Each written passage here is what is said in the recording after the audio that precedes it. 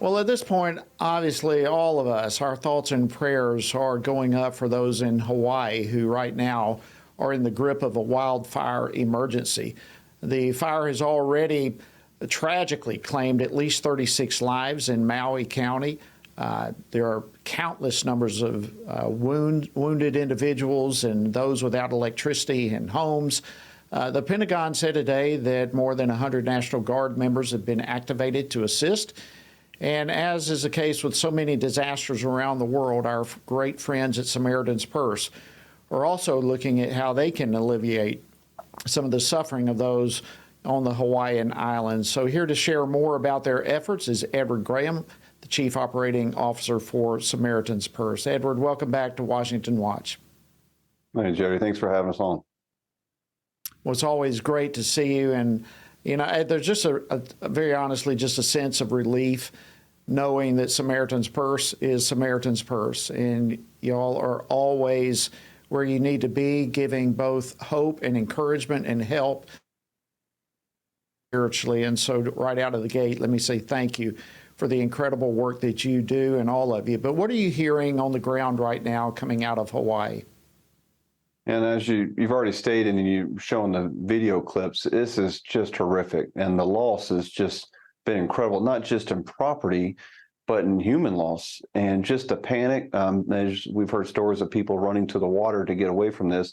But we've been talking to our church partners. We have a lot of church friends there, and Samaritan's Purse actually has responded to Hawaii in the past for flooding. So we do have trained volunteers there in the area that worked with us and know how to assess. But we've already sent some of our teams that are good and have been trained in actual proper assessment to Hawaii. But today our team also had a phone call with some of the emergency managers there. And so they're asking what we can do after fires. They also are asking us about medical capabilities because we can deploy hospitals. Their hospitals are at capacity, 100% capacity. They're working and they're doing well, and they couldn't take any more, but they're okay. And so that will slowly start to come down as this fire is contained. I don't think they're going to ask for our medical help, but we do know that after fire and a loss like this, Samaritan's Purse can come in and help with sifting. This is where we go through and we look for materials or for artifacts. Maybe it's a trinket, maybe it's a ring, something that's important to that homeowner. It helps them bring closure during a time like this. But we always work through the local church.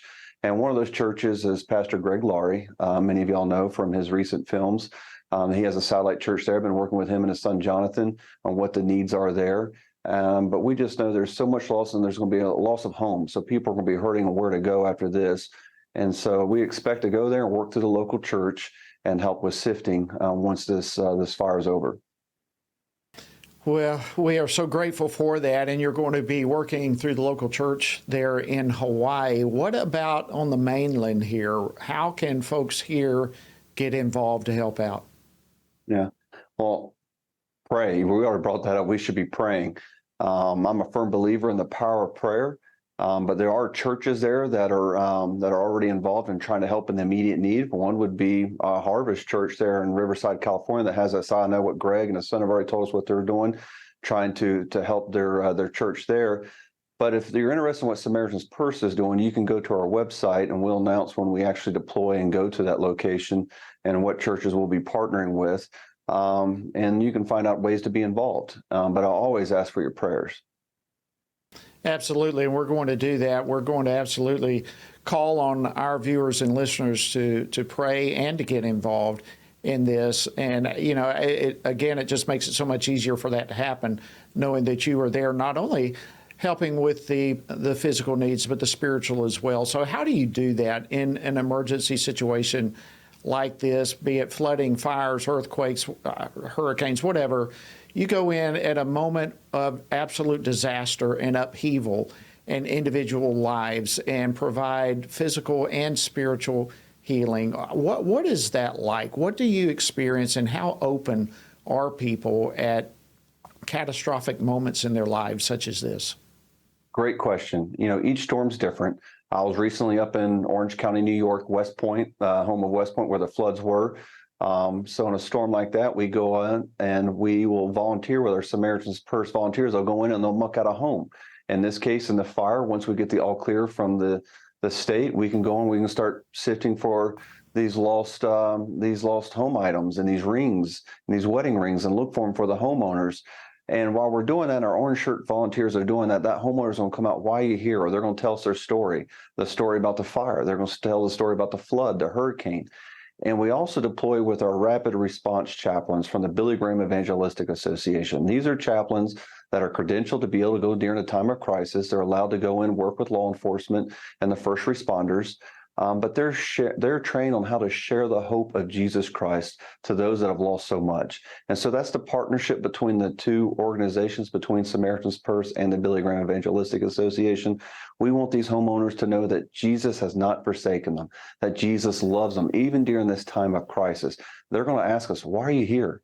Or they're going to ask us, has Jesus forsaken me? And that's when the chaplains can answer the questions while the orange shirt Samaritan's Purse volunteers are out there serving and loving their neighbor in the ditch of the world. Edward, give us your website to Samaritan's Purse one more time. SamaritansPurse.org, and it will say how to get involved. It shows other places around the country that we're currently working in domestic, and it'll post as soon as we deploy and get approval to start working in Hawaii. It'll say that up on the website as well.